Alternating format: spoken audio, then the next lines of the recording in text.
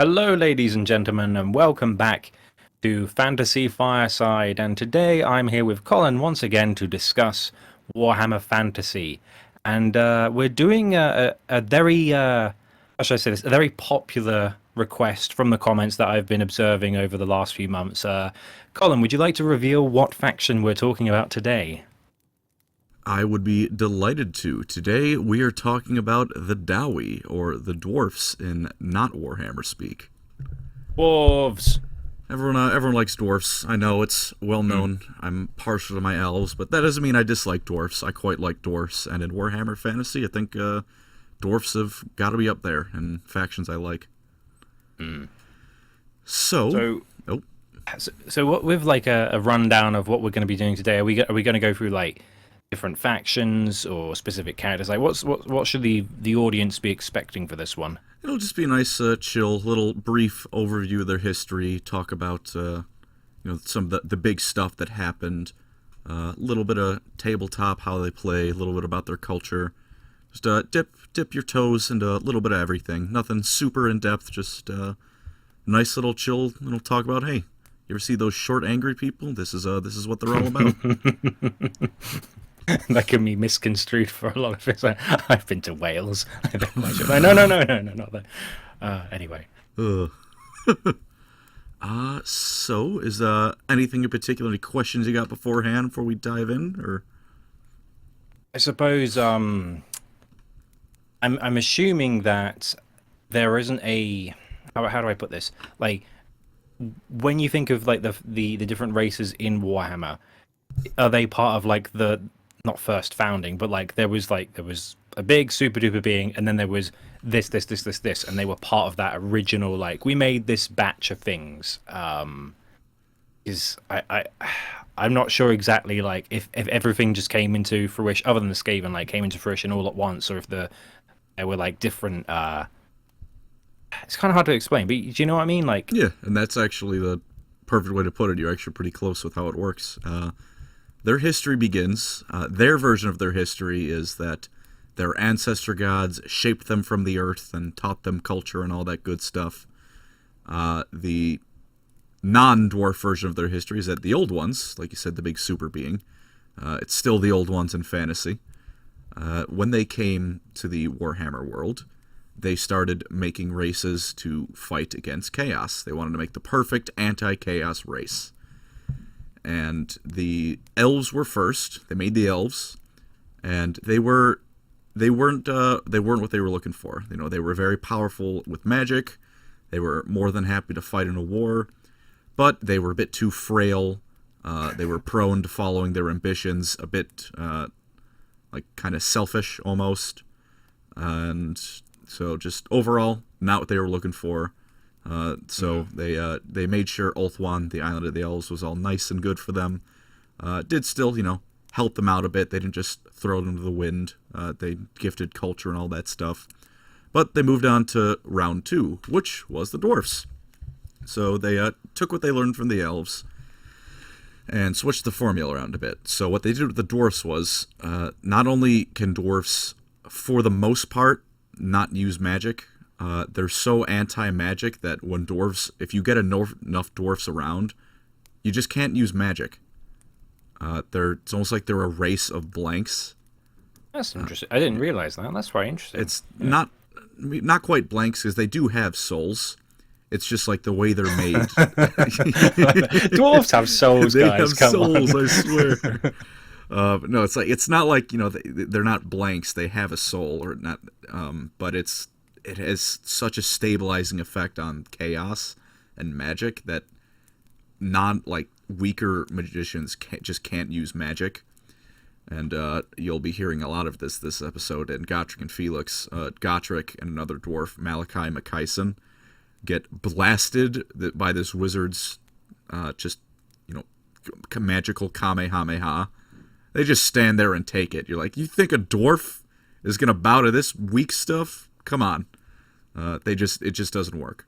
So the old one gave them that ability. They made them proficient with crafting, technology, and mining, and all the classic dwarf stuff, and made them. They saw that the elves were, ambition could lead to problem, So they made them not only very like oriented towards clan, family, all that. They made them a very conservative culture because they figure it's like they're going to be very slow and steady with things. That way, chaos can't wrong foot them. So essentially, to anyone who's not familiar, it's like they're the antithesis to the, like, you've got a spectrum, and it's like one side it's the elves, the other side it's the dwarves, and then I guess humanity's somewhere in the middle. Kind of. Humanity, they tread some kind of different, like in the middle, but also different. It's weird. Maybe another time we'll cover that mess that is humanity in these settings. The mess. That's the video title. Really. The mess that is humanity. It's just as messy in fantasy as it is in 40K. But while the old ones did get what they wanted, it almost went too well, and the dwarfs' steadiness and refusal to like adapt proved to be more than a weakness. Like chaos could trick them much easier than the elves, and magic, like inability to use magic, it ended up just being more of a hindrance than a help. Because it turns out being able to summon a firestorm is quite handy when you need to kill a lot of demons. Yeah, no matter how big your hammer is, it's not quite that, is it? It's not quite a big tornado with a lightning or anything like that. It's like even if like every swing is a dead demon you make, the elf casting firestorm is going to get a lot more than one demon per firestorm. That kind of deal. Yeah, it's just the whole, that still only counts as one. It's like, does it? It's like, no, I don't think it does. Yeah, and another thing is like they gave them the like an emphasis on oaths and keeping records and all that stuff, which on the one hand did help them, respect each other and be loyal more than anything else. But as I'll touch in later, they're so obsessed with oaths and like honor that it kind of hurts them more than it helps them. So old ones moved on, but the dwarves were given culture, I believe, to merge the two stories. The old ones taught the first dwarfs culture, and those dwarfs spread around to the rest of them, is how I try and merge the two mythologies of the dwarfs themselves and the old ones. So, moving on, they have those dwarfs, be it either their gods who taught them everything, or the gods, or the ones who were taught by the old ones. They are known as the ancestor gods, because the dwarfs worship their ancestors beyond all else. And the main ones, the three main ones, are Valaya, Grimnir, and Grungni. Valaya, goddess of hearth, home, she's the mother of the dwarfs.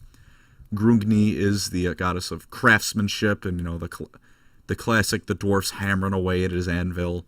He's that god. And Grimnir is the god of, it's not, he's a war god, but it's not not a war god like, Ares or Cain or Khorne.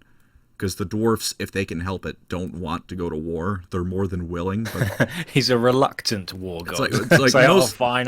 It's like most other, like, in Warhammer, the war gods, it's like they're happy to be there. Like, Cain, the avatar of Cain, Khorne and his bloodthirsters, they're more than happy to be in the battlefield.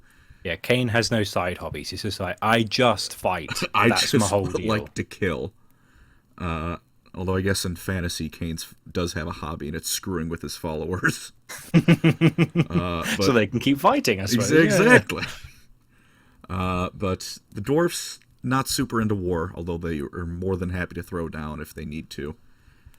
So Grimnir's that god, as well as the god of slayers, we'll talk about later. And they were the first rulers of the dwarfs, and over time they would become the ancestor gods. And then we get to the bit in Warhammer Fantasy early lore where chaos invades through the portals the old ones were using to ferry materials and whatnot to the Warhammer world. So the old ones leave, and for the most part, the dwarfs' response is to shut the door of their holds and just wait the problem out. Which, to be fair, simple solution. Demons, shut the door. That's what we need to do. I mean, that's pretty much what they did. And to be fair, I mean, it worked well enough. But one divine dwarf specifically, that god Grimnir, wasn't having that. So he marched to the Chaos Wastes, built himself a fortress, and basically just told all of Chaos to come at him. And He was literally come at me, bro, yeah, personified. Brilliant. and that's what he's been doing in Warhammer lore until the end times, which I believe is about Ah, 6,000 years long. He's just been not sitting bad. in the warp murdering demons. Again, you got to have a hobby. I mean, Yeah, Kane and him, it's something to do. I mean, if you're an eternal being with ultimate power, you might as well do something useful. Unlike some other gods from even Warhammer, who are just kind of like Korn in 40k. Is like, what's he up to? Sitting down. It's just waiting for something. I don't know. Doesn't really seem that active. at least the Emperor has his lighthouse hobby to keep him busy. Corn's Mm. just like, no, I'm sitting on the chair again. I'm watching the orcs fight my generals on my throne. So the equivalent of just like a guy watching the Super Bowl every day Yeah, on repeat. Just like, do you ever do anything? It's like, no, this is all I do. I do this. Sometimes I go grab beer. Mm. And yeah, so with that, the great incursion of chaos for the dwarfs is over. Like I said, they kind of just waited it out. The elves and lizardmen were the ones doing the fighting. The dwarfs were like, "You have fun over there, everyone." Yeah, just like with a cup of tea, just peeking through the keyhole, Yeah, like they're going well. Yeah, oh, chin up, keep going. I'll check on you in 10 years. Yeah, they had their ale and waited. But once they once everything was over, they reached out into the world, and as we know, dwarfs live in mountains, and the Warhammer Fantasy ones are no exception. But they got pretty ambitious with it. So Andy, if you remember the World's Edge Mountains, which are kind of at the Hmm. edge of Warhammer Europe, that's where the dwarfs live. Only they used to have this massive empire stretching through all of it. They had what's called the Underway, which is basically an underground highway just across the entire thing. And it's how they traded, it's how they traveled and explored. They would build it out, they'd mine from it, they would put entire cities in it, especially since most of their cities are underground, them being dwarfs and all. And they built just many of these most monumental and amazing things. And actually, this is kind of the Roman Empire equivalent of fantasy, because Okay. ancient religious texts to Sigmar in the Empire are actually written in Khazalid, the dwarf language, much like Huh. ancient Christian texts were in Latin. Dwarfs were very influential, and as they were spreading out, developing, trading with themselves and all that, they eventually came into contact with the elves. And you might think, oh, this is going to be miserable. This is going to be a bloodbath. But actually, no. When they first met each other, they became the best of friends, the two races. It helped that aside from each other, like they were the only other civilized races they had found. Because any humans they found were either still in the barbarian, like Germanic tribe stage, or were the Tomb Kings, who, if they did fight, it usually ended with Cetra handing them their asses. So So they just stayed away. so they weren't keen on being friends with him. So they were good friends, and funnily enough, it was Malekith. I know you've heard a little bit about him, the A king of the little Dark bit, Elves, yeah. who was actually, when he was still just, there was just elves, and he was just part of the elves, he actually became best friends with the dwarf high king who they made contact with, named So Snorri Whitebeard. this is pre douchebag, This is like this is Malekith. pre douchebag Malekith, when he was actually a pretty like noble, chill dude. They even, like, I think Malekith gave him a goblet, like a wine goblet made out of Ithilmar, which Frodo's like the Like mithril Mithril. vest. Yeah. Imagine someone just making a wine goblet out of mithril, which is Oh, basically what he did. that'd be quite nice. Yeah, just And put it in a museum. yeah, and I think they Snorri gave Malekith like this wonderfully crafted like horse armor. So they were Oh actually, no, not horse armor. £7 for horse armor in Oblivion. Oh, I've still got the scars. yeah. Please no, no Legends more horse armor. Legend says Snorri had another name, Todd Howard. Yeah. But they were good friends. Although I did skip over one thing from the incursion on chaos. One thing that did happen with the dwarfs. Bit of a backtrack real quick. There was a group of dwarfs who expanded eastward into what is known as the Darklands, And when chaos came into the world, they were cut off from not only the other dwarfs, but the ancestor gods themselves, who would come to hate them because they saw themselves as being abandoned by their kin and gods. And Wah. keep Guessing that, this is the Chaos Dwarves. Like, wah. it might Oh, be. we went a bit too far away, and we got okay. Wah, wah, wah. Shut up.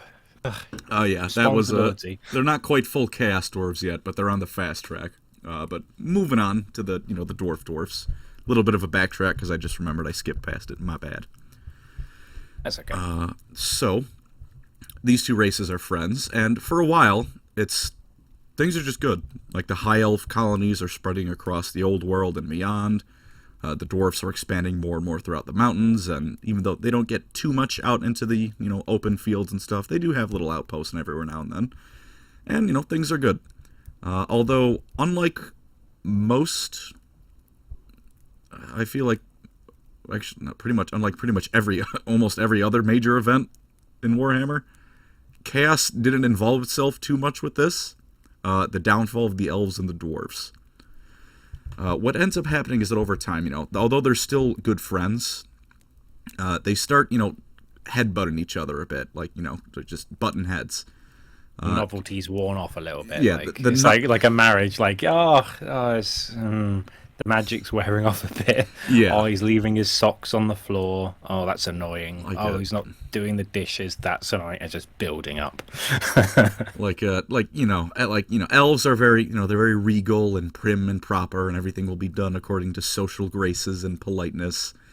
And, that's not to say dwarves can't be very regal and polite and stuff, but once formalities are concluded, it's time to break out the keg, and every dwarf is going to do a keg stand with their own keg that they brought. Whereas the elves are all about, you must temper yourselves and be nice and prim and proper and polite. And then the dwarf would chug a keg of beer and then burp loud enough to register on the Richter scale. Yeah, and then do a massive fart. And you're like, dwarves never change. Yeah, so it's like they don't hate each other yet. But like you said, the novelty's wearing off a bit. And then it's time for Malekith to ruin things. Something of note is that before Malekith became the worst, when Snorri Whitebeard died peacefully of old age, Malekith was at his deathbed, which should go to show you just how much they used to respect the elves, that an elf was allowed to witness the death of their high king. And Malekith swore an oath that the dwarfs and elves would remain friends forevermore, and he would do all in his power to keep that oath. And that is a very relevant thing to keep in mind for later. Can I ask a quick question? By all means. How many dwarves do you know in Warhammer lore that died peacefully in their sleep? After this, not many. In fact, I don't know if there's any after this guy. So, with that in mind, during this time, after his death, Snorri Whitebeard's that is, Malekith and his mom Marathi decided, Marathi had always been kind of an evil bitch. Malekith just decided he would join her, tried to become the Phoenix King by force, was defeated and driven off, and now the Dark Elves are a thing. But Malekith still remembered that, hey, wait a minute, I want to be king, but the elves who are not the people who came with me to the wastelands of Canada are still friend with the dwarfs. And, that's where Nagarond is. It's Warhammer Canada. Fair enough. They've just got like a really messed up maple leaf as their flag. Like, yeah, it's just very gothic. Yeah. But Malekith, he would have known that, although they were still good friends, the novelty had worn off, and, there were some tensions between dwarfs and elves.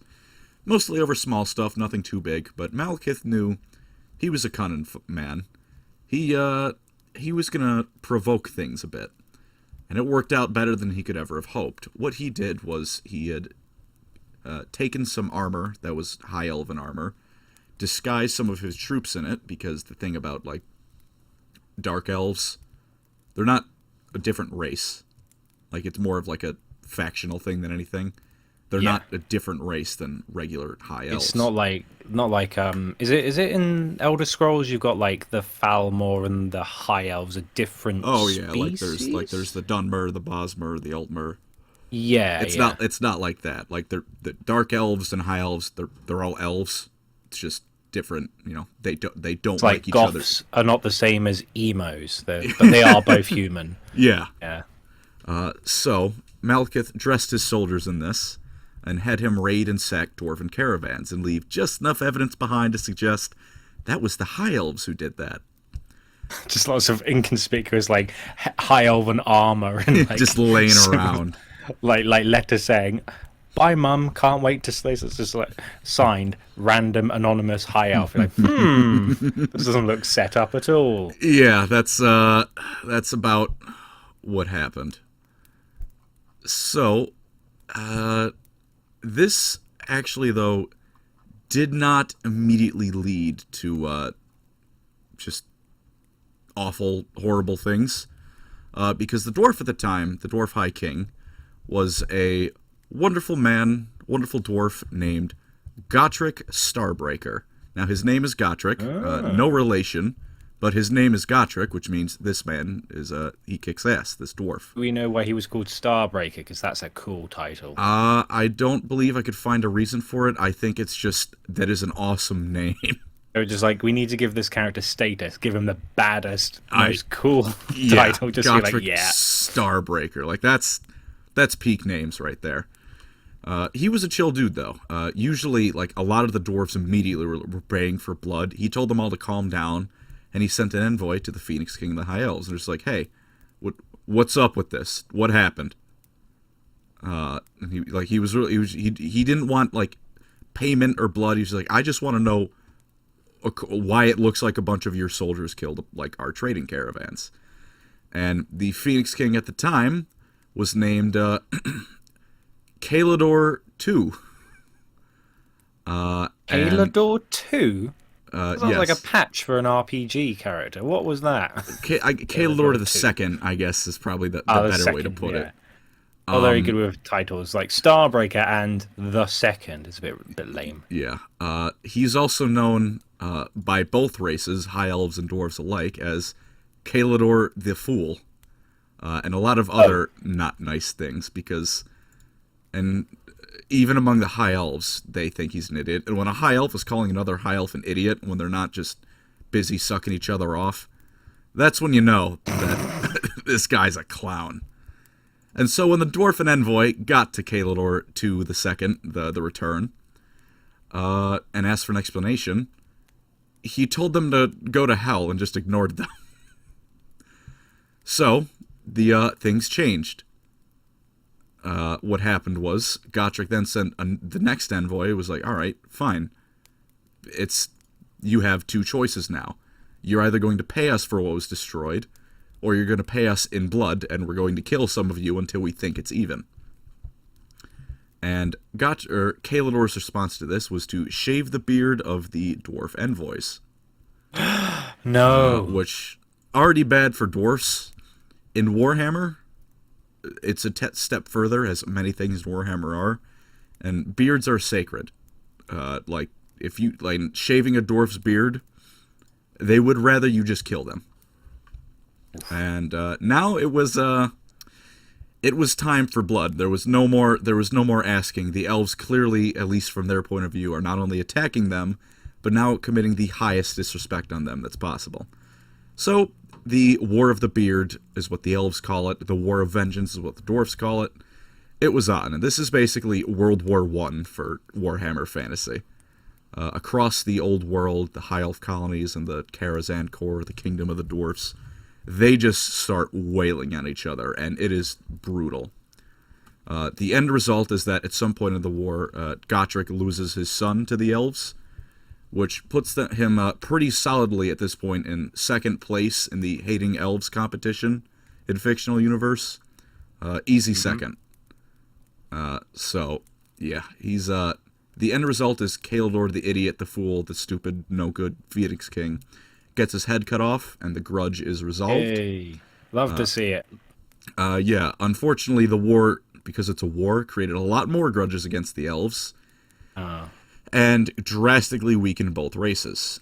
And what the end result of this is, on the elves' end, they all get recalled back to Ulthuan as the colonies need to be recalled home because the Dark Elves took this chance and invaded the continent again.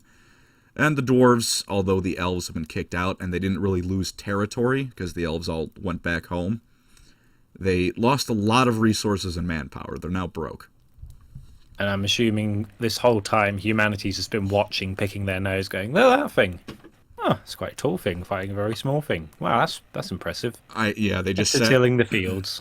they sat there like, I don't know what a cannon is, but that is really loud, and then someone exploded. I don't want to be Maybe over there. Maybe my great grandson will develop that cool boom box machine. What's a machine? I don't know. But for now, let's go eating raw meat again. It's fine. For now, I'm going to walk about a mile in the other direction because I am afraid right now. But yeah, the dwarfs, now, things theoretically could have been better. They were weakened, but their main enemy is gone. And, the underway is still nice and secure. Their holds are still nice and secure. Except now it's time for the Time of Woes, the dwarf version of the Age of Strife. What happens was a 1-2 punch. The first one, I know I talked about it in our Skaven Beginner to Expert. Go watch that if you haven't. Which was the Skaven decided to expand their capital city with a giant destructive machine that worked a bit too well and caused entire mountain ranges to collapse. And the dwarfs live in mountains, and their underways are in the mountains. So that did some damage. Just picturing the first guy who ever heard the rattling noise in his study with a newspaper headline "Elves suck," and he's just there with his cup of tea and he's just everything shaking, going, "What the hell?" and just bursts through. And then green nuclear fire erupts throughout his house. Yeah, poor guy. The second thing was the lizardmen, the Slan, the direct servants of the Old Ones themselves, looked at the planet and decided that these mountains needed to all be moved about 5 feet to the left. So they did so with magic, because Slan are busted. They just collectively moved the mountains a little bit over. I'm picturing that same dwarf. He's just rebuilt everything, his library, and he's right, back to reading the newspaper. And then everything starts moving. Oh, for God's sake, could you give me 2 minutes? And as you can imagine, for people whose everything is built into the mountains, this did not agree with their structures. So almost everything is just getting horribly destroyed. The wonderful fancy holds they've built that are decorated with both dwarf and elven just artifacts now lost to time, getting real smashed up. And I'm assuming they like a lot of fantasy settings, the dwarves go hard when they're we're going to build a statue. How big? How big can we make it? 25-foot tall, stout dwarf-looking statue. And they're that looks beautiful, and it's just cracked down the middle. And, oh yeah. Yeah. It's like that. It's the Imperial Palace is the giant space marine and custodies and it's that, just dwarfs. Real big, real menacing, imposing, and it's all busted now. And to top this off, Andy, do you know, just in fantasy settings in general, what race is usually the biggest enemy of the dwarfs? Just you had to take a guess. Take a guess. Well, let me give you a hint. Not elves. Not elves. Oh, damn. They're big rivals. Usually, they're not outright enemies. They're willing to work with each other. Goblins? Yes. Goblins and orcs. Do not get around. I was thinking, my brain went, what's Dragon Age? Darkspawn. Okay, that's unique to it. Lord of the Rings. Goblins, yeah, that'll do. Yeah. The greenskins, goblin and orcs, dwarfs hate them. And the Time of Woes is one of the main reasons why. Because after the Slan and the Skaven just got done fisting the everlasting realm of the dwarfs, the greenskins saw these big old holes in the mountains with a lot of cool things in them and went, right, we wants that. What that down there? Oh, I'm gonna go have a look. Yeah. Oh, there's little people. Oh, they got axes. This will be fun. Orcs, no. It was pretty much exactly that. And so greenskins swarmed in and began taking dwarf holds. Mm-hmm. Look, I found a funny hat. Brilliant, guys, brilliant. Yeah, and when that wasn't enough, the Skaven were like, right. This is a whole lot more space to build in. And people already built buildings for us. How wonderful. And then they just started Brilliant. attacking too. So between the War of the Beard, the two races moving the earth itself, and orcs, goblins, and Skaven just marauding in, the dwarfs are now on the back foot horribly. I know, like, initially they had some success against the Skaven, because they have this armor called Gromril. That's the name of the metal that makes it, and it's basically unbreakable. What it isn't is resistant to gas attacks and flamethrowers, which the Skaven then invented to deal with the dwarfs. Would it be fair to say at this moment in time they're having the worst time of any of the races at the time, or is there someone who's getting a worse deal? Probably equally as bad as the High Elves, to be honest, because while this was happening to the dwarfs, Malekith was undoing the magical vortex that kept demons from appearing all over the planet. Because he decided... We can't have a nice, just someone else having a lovely no. time. It's just, no, everyone's having a bad time. You know, because he decided that if he couldn't be the Phoenix King, no one could be Phoenix King, so everyone needs to die. So no one's having fun right now. I guess the humans are not... Still picking their nose. It could be worse, I guess, for them. So the dwarfs are now just losing ground to everything. And I know one of the capital of the dwarfs, Karazak Harak, was able to be kept secured, but they lost a lot of their other great cities. There was one called Carrick Zorn, which is this like dwarf Atlantis, basically. Like dwarfs, treasure hunters love to go seek it out and find its riches. The last communication that was sent out by them was that they were under attack by lizardmen, and it was not going well for the dwarfs. And then everything was cut off. So add lizardmen to the pile. So 4 against 1. Brilliant. Yeah. And then it was, there's Karak 8 Peaks, which is Warhammer Stalingrad, because the dwarfs, the goblins, and the Skaven are in a giant 3-way war for it, with every now and then one of them gains the upper hand, only to immediately be booted out. And the Underway, of course, was shattered by all the earthquakes and whatnot, and now it's filled with orcs and rats. So not great for the dwarfs. There is a little upturn, though, because I say once things are stabilized. Once they stop getting worse, they're not good, but once they stop getting worse every 5 seconds, and it's like every couple of years it's a new disaster, instead of every couple of days.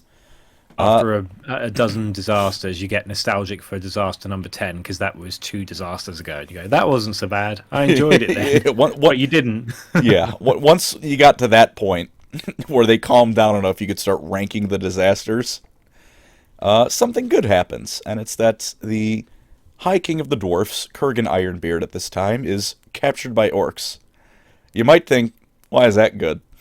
It's good because this brings him into contact with a young barbarian chief named Sigmar Heldenhammer, or Sigmar Unberogen. Before he's a god, he's just an angry Conan the Barbarian guy. And he rescues this dwarf from orcs. Really what happens is Sigmar just shows up to kill the orcs. The dwarf sees this young lad going to town and is like, you know what? We should be like him. So he breaks free of his... I like him. Yeah. So he breaks free of his chains, tosses Sigmar, the legendary hammer Galmaraz. They all beat up the orcs, and the dwarfs finally form an alliance again with Sigmar and his people, who would become the Empire of Mankind. And, it's not perfect, because dwarfs have kind of become a bit mistrustful of others since the elf thing. But they swore that as long as the Empire of Man didn't wrong them, they would be allies for the rest of time. So hey, dwarves have a friend now, and humans have a friend now, which I know, 40k man as you are, that's quite different from the norm. Humans not genociding someone else on sight. Yeah. But the thing is, 40k doesn't really have much about the Leagues of Votan yet. And yeah. It's like, oh well, they didn't really have a chance to be friends, because they probably wouldn't be, because it's 40k, but still. Yeah, no, that's fair. They haven't been much time, and every other race is... The best you have is the Eldar, who will graciously decide not to kill you that day, because it doesn't benefit them. But yeah, no, they 2 races are good friends, and the dwarfs, They don't give them all of their secrets, but they give mankind smithing, like how to work with iron, which is huge because humanity had barely been in the Bronze Age by this point. Just lots of like sheepskin. Like, Yeah. I made this cool piece of armor, and the dwarves are just going, "Oh, for fuck's sake. No, get that Come off. here, come here. This is an ingot. We're going to make it into a nice breastplate. Can you spell breastplate? Simpletons. Like. Nope. With an R, it's not beast plate. Put the lamb down. Put the tongs down. We don't need the tongs yet. We are not cooking. Please stop. Yeah, it's that kind of thing. But hey, they're friends. Yeah, wholesome in a way. Yeah, and so over time, it's a mix of like every now and then the dwarfs will gain a bit of ground, but it's largely a losing battle.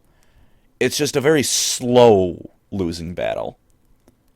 Like every dwarf hold taken, and they are being lost, but like the casualty ratio is like one dwarf lost to like 100 orcs or Skaven or whatever. Probably like 1 to 1,000 with the Skaven. But they are still losing things. And this trend kind of continues for a pretty long while. Until you get to modern fantasy, which is the time of Thorgrim Grudgebearer. Now, an important thing to know about the dwarfs is that they keep every single thing someone did wrong to them in a book called the Great Book of Grudges. That they write down with the blood of their king. He writes it in the book. And this guy, Thorgrim, was chosen to be the next High King by the last one as he was dying from wounds. Although he died over the course of like a year to let the contest go through. So quite sturdy, that guy. And Thorgrim made quite the declaration, and that was that he was going to wipe clean every single grudge in the book. A book that, mind you, dates back at least 4,000 years. All of them gone.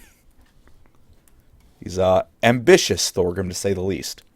It's like a really, really dark version of My Name is Earl. Like, right, here's all the bad things I've ever done, but you reverse it. Yeah, here's all the bad things you've done, and you're going to pay for it.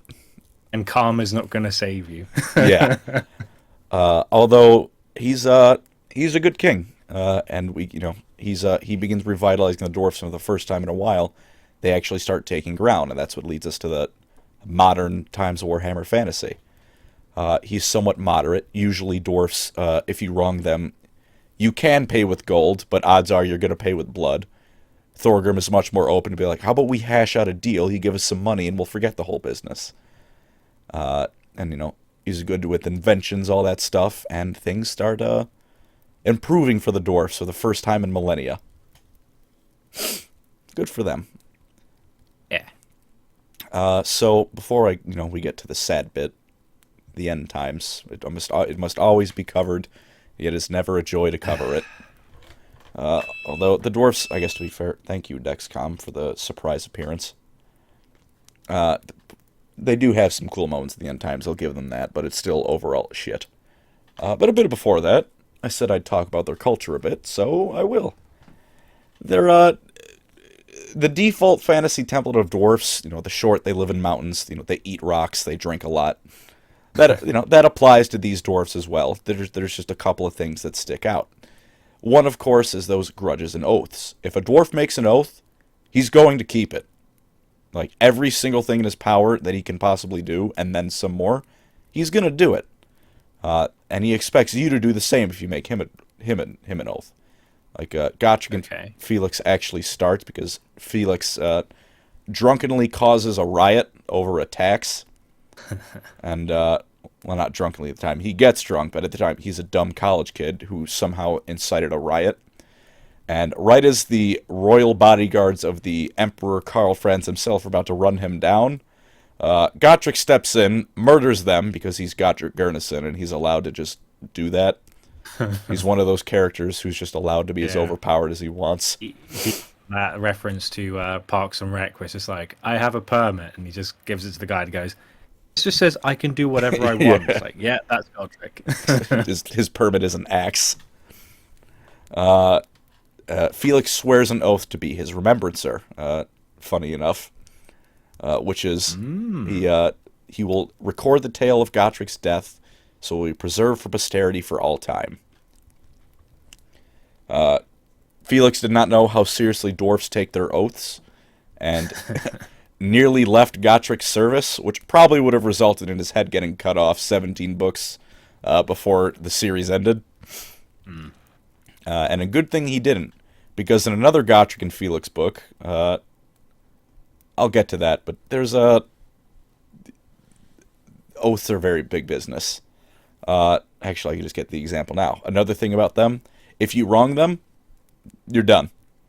There was a tale of a human caravan, or like a human city. Its ruler had a contract to some dwarfs to build on their wall, because dwarfs are real good at building stuff. So the dwarfs built them the wall, and when the payment was covered, the humans shorted them about 2 coins worth of payment. Probably just fell out of the wagon or out of the guy's pocket when he was carrying it, to be honest. Dwarfs didn't care, so they went back to the town and killed everyone in it. Because the humans had wronged them, you see. So yeah, they take their grudges seriously and their oaths very seriously. I have a question, if I may. Yes. I know you say that. I think it was implied at the beginning that dwarves aren't very good at being like duplicitous or sneaky or some such. But has a dwarf ever tried to forge an oath or a grudge or something so that over reaction to like, there's a grudge I have to uphold? Like, has anyone ever taken advantage of that you know of? Other races happily, but it's kind of like a double-edged sword, because like the thing about dwarves is they will take that oath seriously and do it with their dying breath. But if they find out you screwed with them, you're going in the book, which means your head is coming off. Which They're means just that moving their anger to a different point. Like, I will harness this some other way. yeah, which is why while yes, you can do it, other cultures have learned it's probably not worth it, because the short-term gain you get out of like tricking them for this one oath is not worth the long-term loss of the dwarfs deciding your entire city is now on the shit list and needs to go. Is one oath worth 10,000 grudges? Yeah, it's pretty much that. Another general thing is they're very conservative, and when I say that, I don't just mean like liberal versus conservative. I don't mean that in that politics. I mean that if something hasn't been a blueprint for 500 years, it's considered dangerous and radical technology to the dwarves. They're kind of like the Mechanicus, only in 40k, old tech is dangerous and scary and might be corrupted by demons.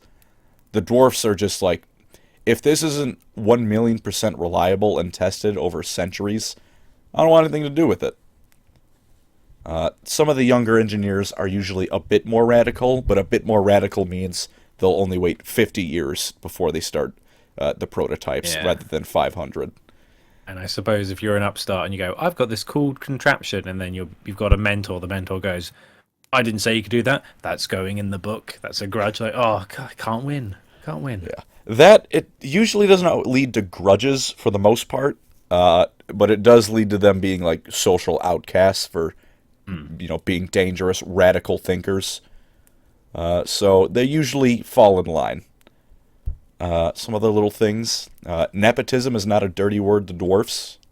We would see someone only get a job because they're like, their dad is the boss of the company, and we'd go, what the hell? That's some BS right there.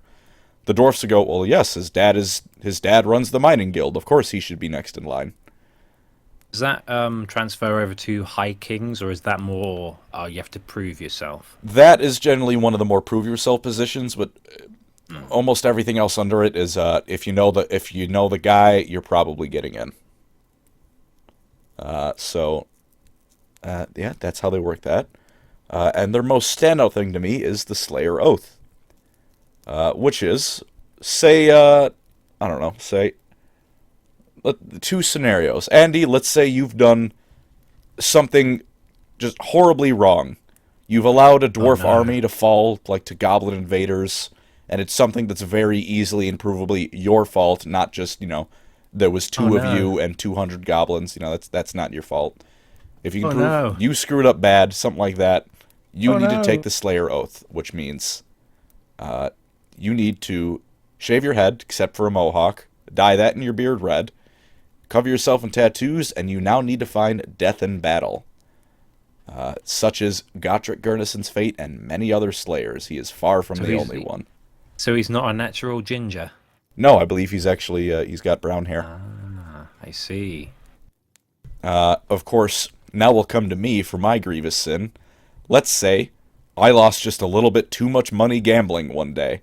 Well, Oh no. dwarfs like money, quite obsessively so. I'm taking the oath too, right along with you. For some reason, I was just thinking, like, I wonder, like, what would be the minorest thing? Like, you own an elf body pillow, right? Got to shave your Oh, head. I That's the minimum. mean, I don't even know if they'd let you take the oath. They might just kill you on the spot for that one. But yeah, it's that little thing that, especially in a lot of Warhammer novels, I like this a lot about fantasy and the dwarfs in particular, is that they nail it home that these are not just short people who do things slowly and live a long time. They are like their psychology, everything about them is alien to humanity. Like they work Yeah. on a different level than we do. It's like, I know I've already mentioned it again, but I love the series. It's like with Dragon Age, the dwarves in that one. When you first go to, if you don't start as a dwarf in the first game as like a character, you go there and you find out there's like a caste system, and there's like the royalty, there's like the trades, and then there's like this underclass that live underneath the building, and like criminals and people who've shamed, and they have like tattoos on their faces. And then if you're really bad, you have to be part of the Legion of the Dead, and you have to basically man the wall against the Darkspawn that are trying to like burrow up and kill you. And I like that when there's more to than, oh, they got beards and they drink ale, and that's the surface level. But there's even a character in the series who's like the only dwarf who has like shaved his beard, and it's because he's a bard, and he's like, oh, I'm not like the other dwarves. I'm a puckish rogue, and he's like one of the most interesting characters. But yeah, I feel like if someone was to get into Warhammer Fantasy with no knowledge, is there like other than Gotrek, is there a bounty of like books about the dwarves, or is it a bit more slim pickings? There's a few. I know one of it's called the Omnibus. I'm actually reading right now. The Warlord of Eight Peaks is about one of the three books, and it is about the dwarf king Belagar Ironhammer, whose family used to be the kings of that Carrick Eight Peaks I mentioned, and he's made it his life goal to retake it ever since he came about, to be the king of his clan Engrund. So there are some other stuff. Gotrek and Felix is far and away the best. But there's that one. There's a couple others off the top of my head. I'm afraid I can't remember off the top of my head. There is a book series, though, about the War of the Beard, so if you want to read some about that, dwarves killing elves, elves killing dwarfs, good time. There are some books about them. It's Warhammer Fantasy. It leans a bit more towards the humans mostly, and the elves kind of in second. But there are still enough books for the dwarf lover out there to get into. And where was I? Oh yeah, Slayer Oath. So you go to, it's called Carrick Cadrin, the Slayer Hold, which is the main gathering point of Slayers. It's where the Shrine to Grimnir is. He's considered the first Slayer because he forsake everything to go hold the line against Chaos forever. So they write their name on this big pillar, and they are now considered dead by their friends and family. And they just need to find something big enough to kill. And they kind of have different ranks. Like, you join, you're a Slayer. And the first thing, they usually do, they'll kill orcs. They'll kill just random marauding whatever. And if that doesn't do them in, they move up. And that's how you get Troll Slayers, which is those Slayers who've killed a troll, and it didn't kill them. And this is the thing about dwarfs, where you kind of really, it hammers home, like I was saying earlier, they're not people. They're alien. The longer they go without getting killed, because they are genuinely seeking death. Like, they're not avoiding it. They're trying to die in battle. So they start going they get a little bit annoyed that Troll didn't kill them. So then they work their way up. And they go and fight a giant. And then they become giant slayers if that still doesn't kill them. And by this point, they're not just annoyed, they're probably going a little bit crazy. So And this is the naming convention of the Gotrek and Felix books, isn't it? Just like Yeah, it's Slayer, Slayer, Slayer, it'll be like Slayer. X Slayer. Whatever Gotcha is killing this day, it's X Slayer. So for most of them, move up again. If you still haven't died to the giant, dragon time. If you're a dragon slayer, all right, you're probably frothing at the mouth by this point, but if you're still alive, go find a greater demon. That'll surely kill you, and if it doesn't, you become a demon slayer. Very few of those, because by this point, you have probably died in battle.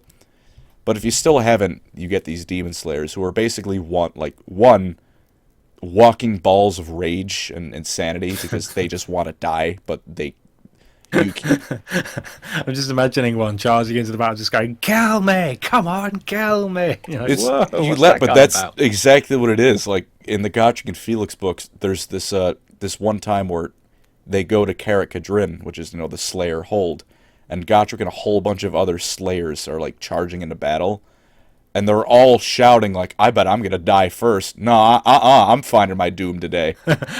Race here to see who dies. Like what? It's what it This is. a weird schoolyard game. And it's just the thing is like they also they can't just off themselves. They need to be trying like their hardest, otherwise Grimnir won't take them. It's not an honorable death.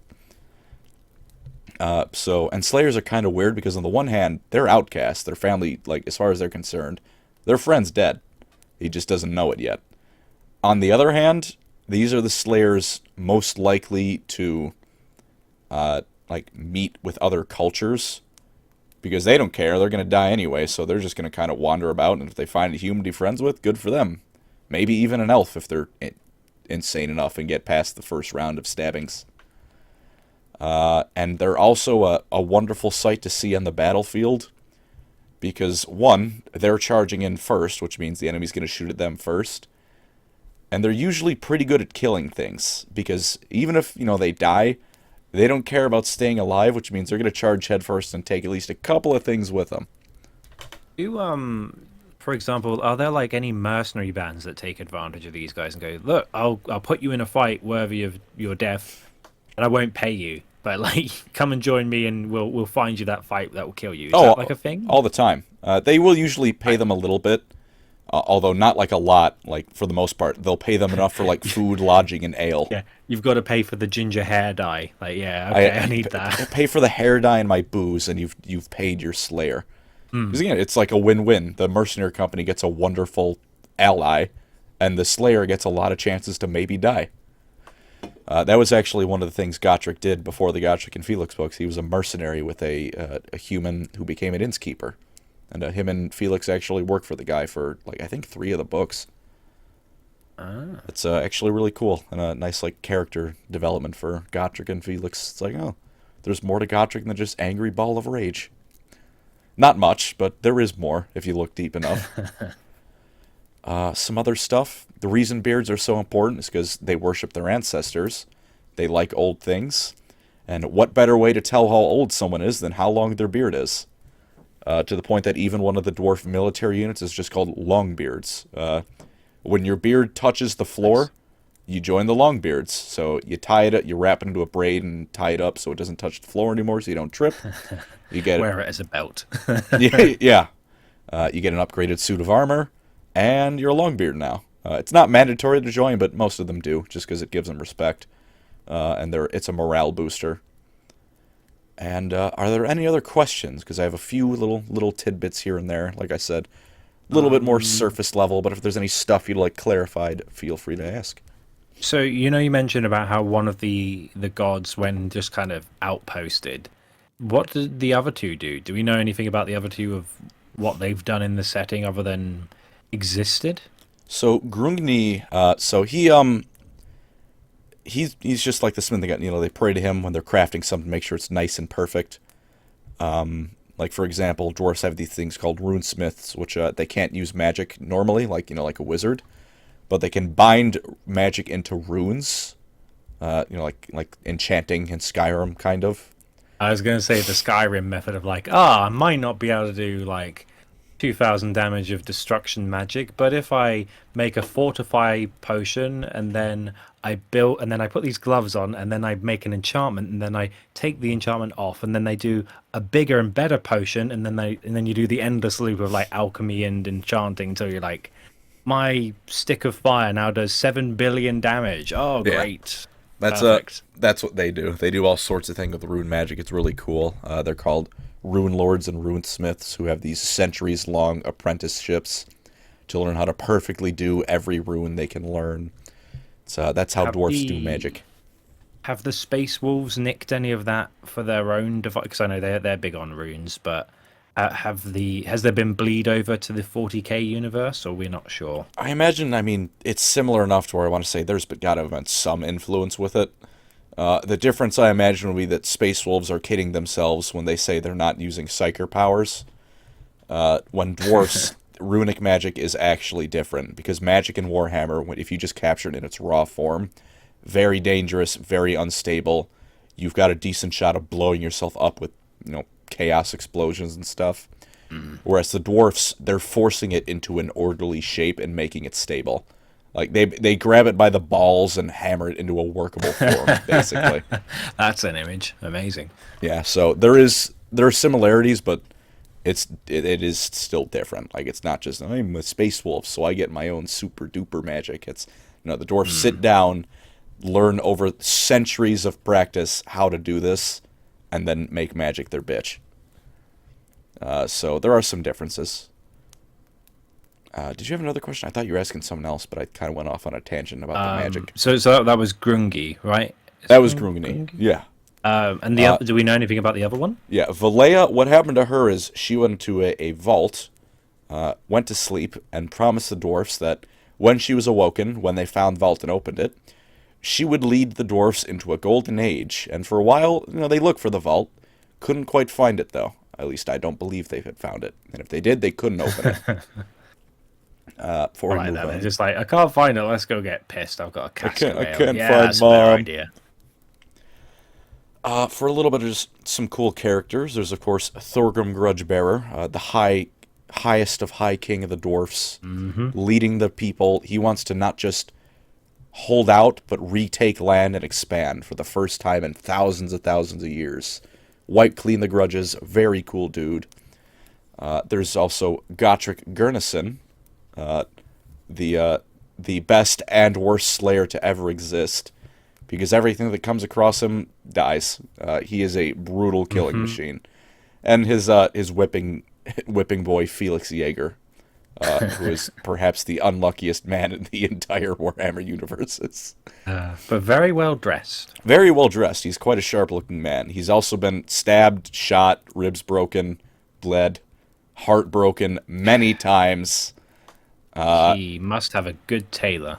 Yeah, he has a hell of a tailor to keep everything well stitched.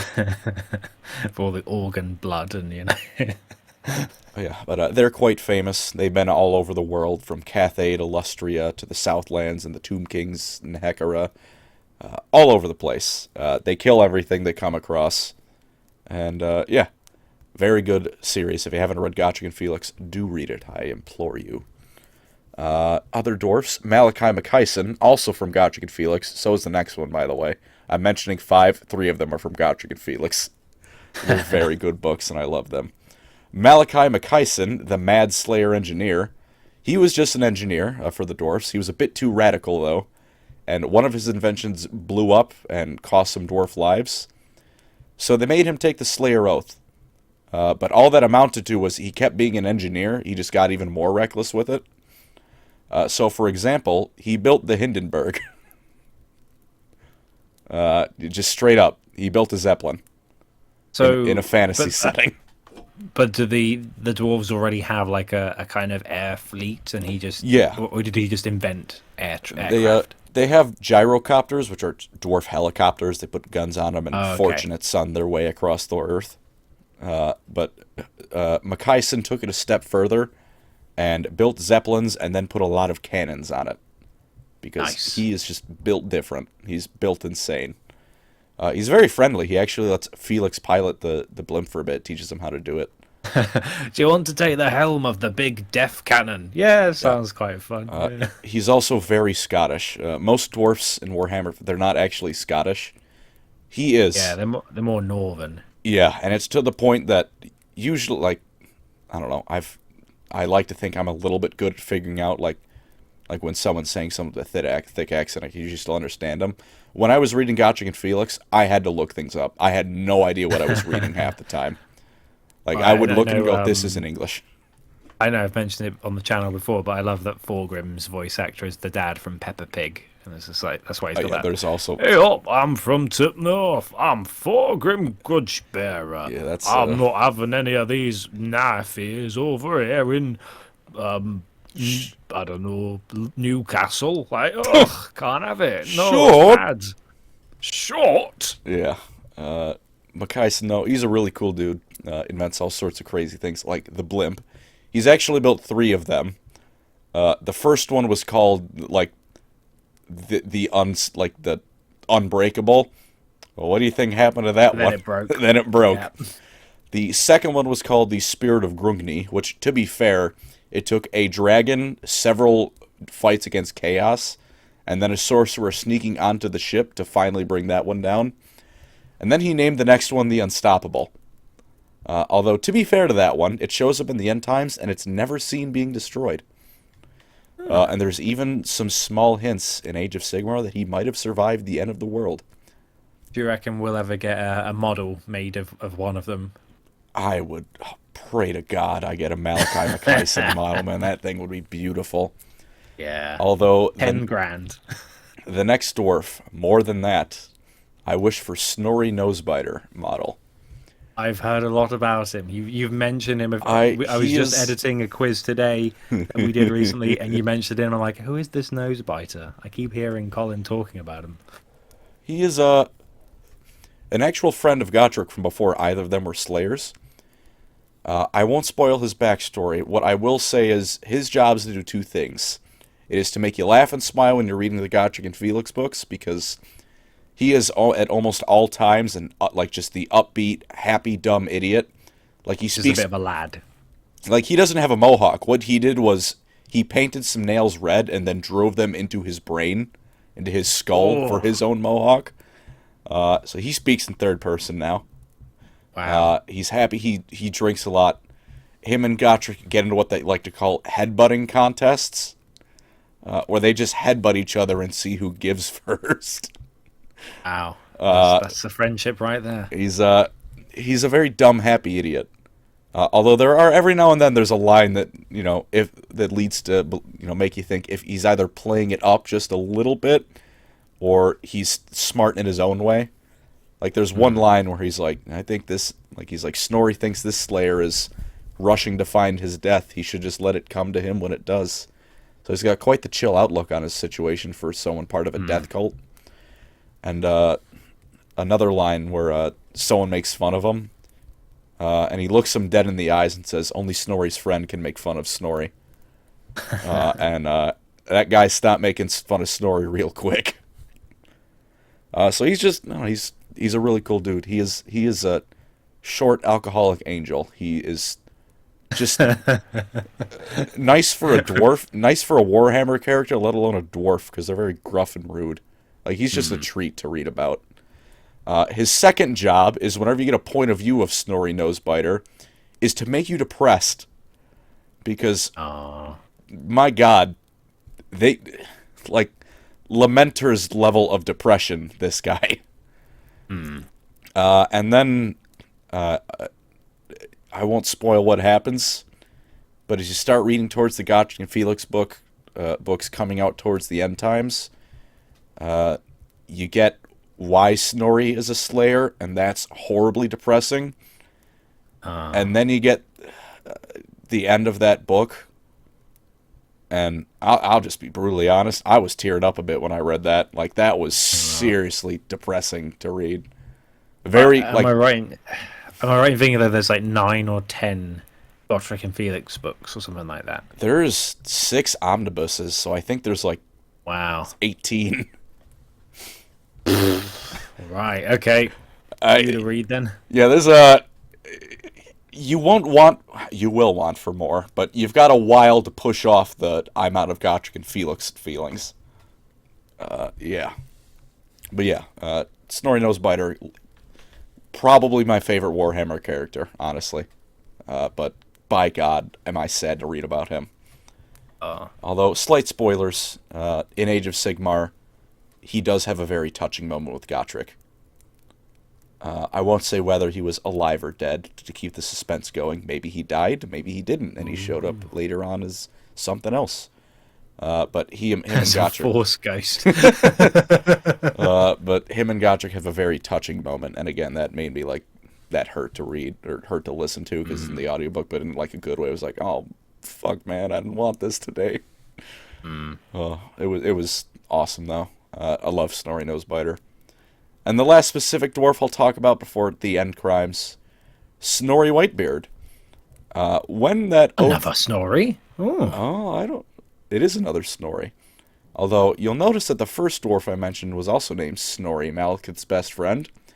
This time it's not just a coincidence, Snorri Nosebiter and Snorri Whitebeard, because Snorri Whitebeard is later known as the Grombrindle the White Dwarf. Malekith breaking that oath was because it was an oath made on his deathbed. Such a powerful oath, breaking that had such an effect that the White Dwarf rose from his death and became basically an avatar of vengeance. So wherever the dwarfs go, if the dwarfs are in trouble anywhere in the world, there's a chance that the White Dwarf himself will appear to raise their spirits and murder the hell out of whatever is fighting the dwarfs. I guess he'd have to be quite badass if he's named after the flagship Warhammer magazines with White Dwarf. Like, oh yeah, it's got to be somewhat good. I think actually they part of it was named after him. Because they had the White Dwarf, Grombrindle the White Dwarf, and White Dwarfs are also a star, so it worked perfect. Like, hey, there's the character the White Dwarf, and it's also we got Warhammer 40k, the science thing, White Dwarf like the stars. There's a little fun Warhammer, meta fact for you. There's also one more dwarf I lied I want to talk about, Joseph Bugman. You remember I was talking about Bugman's Ale? How I wanted to try that. He is the greatest brewer in all of the Warhammer universes, bar none. His brewery was burned down by Greenskins, so he killed all of them. And then he rebuilt it, but founded Bugman's Rangers. So what they do is, they go around the world with casks of ale, a mobile brewing force, and they show up to dwarves on the eve of battle, give them some of the best beer that's so good it not only feeds them, but like boosts their strength. And then helps them kill whatever they're fighting. I'm sure I've seen the model. He's pretty badass. It's very simple, him and the White Dwarf, but it's just very cool concepts and they're fun to read about. So very cool. Any questions before I talk about the no times? Not particularly. I think it's time to embrace the sadness of the end times. All right, so give the end times the very small amount of credit they're due. What little bits of good in them that wasn't hogged by Cetra was reserved for the dwarfs. Although they also get shafted in other ways, so you win some, you lose some. Early on in the end times, Thorgrim finally got his army together to just start going around and stomping people into place, retaking dwarf holds. And also early on, the Everqueen, the daughter of the Everqueen of the High Elves, Aliathra, was actually visiting on a diplomatic mission because the Phoenix King of the Elves at that time was actually trying to rekindle diplomacy with the dwarfs. It was actually working because he's a pretty cool dude. He was the first elf in millennia to have dwarf beer. And the child of the Everqueen and Tyrion, Aliathar, was visiting, and the dwarfs actually liked her a lot. Cute elf princess, very nice, very charming. And then Manfred von Karstein shows up, because of course he does. He's von Karsteining all over the setting again. Yeah, he can't just let people have fun. Nope, he kidnaps her to help bring back Nagash, because he thinks, and there is some basis for this, he'll get the Everqueen's power into Nagash through this. because she is next in line to become the Everqueen, basically the high elf incarnation of one of the elf gods, Isha. So that happens. The Tyrion, because his daughter just got kidnapped, nearly starts a brawl between their two armies. But Thorgrim, like I said, he's a cool, level-headed dude, so he basically just tells Tyrion, all right, bud, next time, we're not helping, and then walks off to go take more holds. In the meantime, Nagash comes back. The whole Aliatha thing hurt more than it helped, because the current Everqueen wasn't dead yet, so she didn't have the god power. And also, as Tyrion's daughter, she had the curse of Cain in her blood. So really all that happened was Nagash got cursed when he came back. He fixed this problem, however, by, you know how I said Valea was sleeping? Having a nap. Instead of a dwarf opening the hold, Nagash opened it. So he went in, drained the dwarf goddess Valaya of her power. So now that golden age isn't looking like it's going to be coming anytime soon, and Nagash just ate a god. So that's rough. In the meantime, dwarfs are fighting. Things are going bad because it's the end times, but dwarfs are still kicking ass, taking names. At one point, that Belagar Ironhammer fellow I mentioned gets murdered by the Skaven Queekhead Taker, and Thorgrim, who, through convoluted, stupid plot mess, became an incarnate of the winds of metal, that magic. Despite the fact dwarfs can't use magic, but don't worry about it. Shut up. Don't think about it. Buy the novel The End Times. Shut up. He did that. So he murdered Queekhead Taker. And this is one of, again, the few moments the dwarfs get something badass in the end times. It's like a 10-minute long beatdown where he's not even like hitting him with his axe. He's just beating the hell out of him and smacking Queek around. And the whole time he's naming every single thing the rat had done wrong in the Book of Grudges. Like, imagine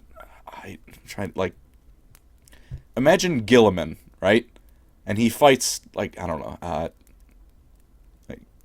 Can you name a Chaos Lord who's not Abaddon? God. Huron Blackheart. Chaos Lord. Okay. Like, imagine Gilliman's fighting Huron Blackheart, and the whole time he's just listing, like, off every chapter from the Bad Ab War that got screwed over in some way. Yeah. Like, and to be fair, he's an Ultramarine successor as well, isn't he, Huron? So, yeah, that's right.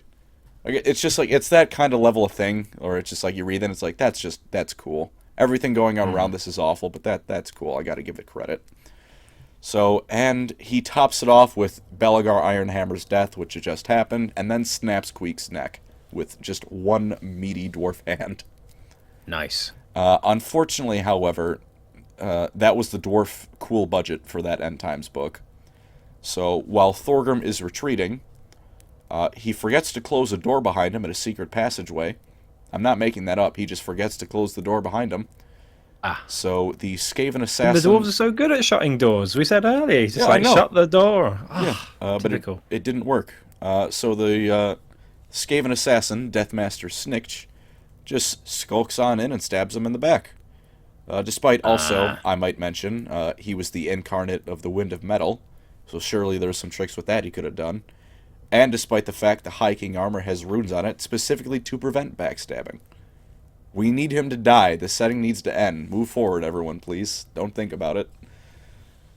And his last words were, "I'm not short," and then he died. Yep, and then rest in peace, Thorgrim. So now the closest thing to a leader they have left is a dwarf named Ungrim Ironfist, the Slayer King. He was the guy in charge of that Slayer hold, and he also wants to die. Because he's a slayer. He's the one in charge. He's like, I'm in charge of the guys who want to die. Yep. He's the fantasy version of Dante. I also want to die, but I can't because I need to be king of the ones who want to die. Sucks to be Ungrim. He's now the closest thing I have left to a guy in charge. He becomes the incarnate of the Wind of Fire after the elf who was the Wind of Fire guy died. I don't know how he got it, but whatever, he has it now. And give it some... End times, who cares? It's the end times. Stop caring. The faster we get through it. Although, this is the next cool dwarf bit in the end times. He takes pretty much every single dwarf left alive by this point, and then every dwarf who had ever lived rises from the earth as a ghost, And just Ooh. as one massive army just crashes into the Chaos host, taking down the world. A Return of the Kingdom. Nice. Yeah. Return of the King, only with more alcohol and short people swearing. Which, again, like I said, the End Times does have some cool moments in it. It's like, all right, you know what, that was cool. If only this existed anywhere else.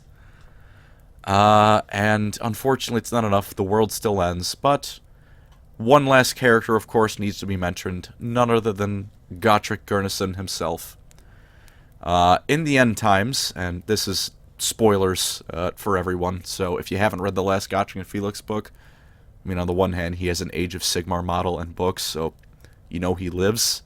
But if you want to avoid the specifics of it, do skip ahead a bit. What happens to Gotrek and Felix in the End Times is they go to this ancient dwarf keep that had never been found until recently, that had these ancient dwarf monks around it, who had been guarding it for so long that even at the glacial pace their society advances, they spoke an unrecognizable version of Khazalid. So they'd been there for a while. Huh. Wow. And it's found out that Gotrek wasn't just some dude who's really good at killing. His axe was one of Grimnir's axes, the god of slayers. And he was destined to become Grimnir's replacement, holding back the tides of chaos forever. And so what happens is they get there, they find Grimnir. Grimnir kills Gotrek. Felix gets angry and tries to attack him, although he's a god, so it doesn't really work. Well, it's still cool. Shout out to Felix for fighting for his homie to his last breath. Nice try, mate. Nice try. Yeah, he gave it his all, and you know what? I respect to him for that. And then Gotrek is revived. Him and Felix solo Bellicor and one greater demon of each chaos god. Quite badass. And then Gotrek... I'm assuming Gotrek does all the heavy lifting and Felix is just there. Like, is he that Felix good as a fighter? does help. I can't. He either fought Bellicor head on, or a greater demon of Khorne that had a grudge against Felix specifically dead on. Because I like there's one of the Gotrek and Felix books where like an enemy has grabbed Felix's arm and he's like pulling him and then you just see Gotrek like just about to cut the thing's head off and it's like "Oh," and it's like that's a perfect representation of like Felix is like just distracting the enemies long enough for Gotrek to cut them in half. No, that is what he does. But to be fair to Felix, he is an amazing fighter. It's just he's next to Gotrek, so it'd be like it's like Cato Sicarius next to the lion. It's Cato's he's a damn good swordsman. You're not gonna look good next to the lion. It's not your fault. Yeah. No, it's just no one is. Or I guess the Luther next to lion would make better. Or Lucius next to Fulgrim. It's like Yeah. it's not gonna work, mate. Sorry. It's like it's not even your own fault. He's just better than you. Yeah. And then very sad. Basically, what happens is Gotrek ascends is the wrong word, probably descends to the realm of chaos to take Grimnir's place, holding off chaos forevermore. And Felix is teleported out of there, except he's teleported into a collapsing cavern. And the book ends with ambiguous as to whether or not Felix lives. And it ends with him writing in his journal, "If the day is won, if this is ever found, know this. Here a slayer lies." Oh. A very sad, although admittedly fitting end to a story about a guy seeking death and his best friend. Yeah. And then the world blows up. Setting over. Thanks for coming. Yeah, it's like all that work. Felix spent all that work trying to like make a big document. It's like, oh, not just the library, the world's blown up. So that was a long waste of time. Jeez. Also, Felix learned that his entire destiny was to just get Gotrek to this point, which he was just a courier. Basically, he was just ensure Gotrek does his destiny. Was Felix's destiny, which kind of a downer. Although, for a couple things. Although the dwarfs, as they were in fantasy, are gone, there are plenty of Duardin, they're dwarfs, let's not kid ourselves, in Age of Sigmar, including Gotrek Gurnison himself, and there's actually a funny moment where he comes across a bunch of like off-brand slayers, and he thinks they're chaos apparitions at first, And one of them's even like, how did you get out of there, Duarden? No one should be able to live in chaos. And he's like, what the hell is a Duarden? What are you talking about? So it's nice at least someone at GW acknowledged the whole Duarden crap. Someone knew it was silly. And, you know, there are still old dwarf models in Age of Sigmar in the realm, and the Cities of Sigmar army list. There's the various armies that aren't traditional dwarfs, but, you know, they're still dwarfs, and they're cool takes on the formula. And, of course, the old world's coming, so dwarfs will be returning to the tabletop in fantasy. And, hey, Total Warhammer. Very fun game. You can play as the dwarfs. Beat the hell out of everything who's wronged you. There's even skills, like Thorgrim gets skills specifically just called Grudge Against X, and you get bonuses whenever you're fighting that faction. So you need to declare war with everyone straight away. Yeah, you specifically get skills against beating up people who've wronged you. It's awesome. Any questions? There's actually one more dwarf I really want to mention, just from Vermintide. Any questions you'd have first? I have no questions, but I'd love to hear about this Vermintide dwarf. His name is Barden Gorikson. And on the one hand, he's a great character. He's, again, a friendly Warhammer character, which is funny because, like, out of all the Warhammer characters, the two friendliest one are the dwarfs, who usually look down on other races. No, very friendly. There's even on their website a bit how about whenever anyone is feeling down out of the Ubersreichs 5 from the games or any of the other like background NPCs you don't see, Barden will show up in the night, hear them out, give them a cup of ale, and be on his way once he knows you're feeling better. He's just a cheerful guy. You hear him back and forth bantering and singing during the battle in the game. It's very cool. He's a very cool character. On the other hand, he's made me hate the dwarf language. Fervently, because what happens is, like, you know, say there's a rattling gunner, you know, Saltzpyre will say rattling gunner, Kruber will say rat with a gun, you know, Carillion and Sienna will say something similar, and then Barden busts out there's a Kagaburi Ringi that way. Like, what did you just tell me? What does that mean? And, you know, in these kind of games, it's helpful, like, hey, you need to know what's coming. And then Barden, he could be saying racial slurs in Khazad for all I know, which actually he is a lot. He is a lot of the time, especially because you're fighting Skaven, and dwarfs don't like Skaven. Problem is, I don't know what he's saying, and I need to know what he's saying because if I don't, an Eshin rat is going to leap 50 yards away from me and kick my ass. Yeah. No, love me, Barden. Hate the fact that he speaks in gibberish, and I don't know what's about to kick my ass. It might as well be Welsh. Like, no. While I was thinking about dwarfs, I had to get that complaint in there because, again, I like Barden. I do not like the fact that his callouts do not help in the slightest. But that was again, rough little Fireside fantasy to the dwarfs. As always, with Fireside, there's plenty more to learn if you're interested. But, you know, like we said, this is a nice little relaxed chat about the dwarfs and all the stuff that everyone loves dwarves. Yeah, and that's, again, I remember you were saying, like, there's the surface level, but it's to really get into them, you need a deeper hook. The dwarfs have that deeper hook, but again, like, they also have the surface level, which I think is equally important. Like, because, you know, if you don't have the live in mountains, mine, drink ale, you don't really have a dwarf now, do you? Yeah. So they've got that, but they've got, you know, the Slayer oath, their grudges, their affinity for technology, to the point that they have helicopters and trains. You know, fantasy world. They're very all aboard, dwarves. Yeah, it's very cool stuff. I like the dwarfs a lot. Not as much as the elves, I'm afraid, but, you know, very cool. And that was a lot of fun. I mean, I know a lot of the comments have been, I think the ones we've had the most are the dwarves, and I think we've had a surprising amount of people ask about the lizard men, and they were mentioned a little bit today, but dwarves was by and large the most popular request. Yeah, lizard men are cool. They're a lot simpler. There's not as much character going on for them because they're kind of biological robots.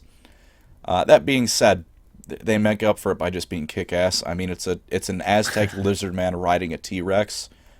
I don't think I need to give a sales pitch for that one. It kind of just sells itself. If we did an episode, it'd just be like, here's all the artwork and the models with no commentary. Just one after the other I with think- some epic music. I Like, think that's all we need to do. The Lizardman episode, we could just stream Total Warhammer, and you could watch and chime in like, "What the hell is that? What's its backstory?" And then I'll give you the 30 seconds of lore that it has and move on. Brilliant. But yeah, that was the dwarfs, everyone. Oh, I suppose in that case, I had a lot of fun learning about dwarves. If you guys in the comments have any faction or part of the setting, any event you'd love to see next, please let us know. It's always interesting diving into the fantasy setting, and there's a lot of factions. Like, even though we've done a few of these now, there's still so much still to go. And, and of course, I will say that unless it's like a very unique request, we'll probably just go with whatever's most popular in the comments. yeah, if there's anything like that really sticks out and we're all like, that'd be really interesting, we usually just popular request carries the day. So hey, you were saying Lizardmen were kind of second place. I've noticed that too.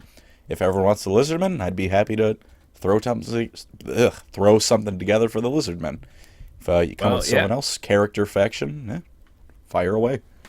So if you want the scaly boys, you gotta let us know in the comments. You gotta other than fire that- it.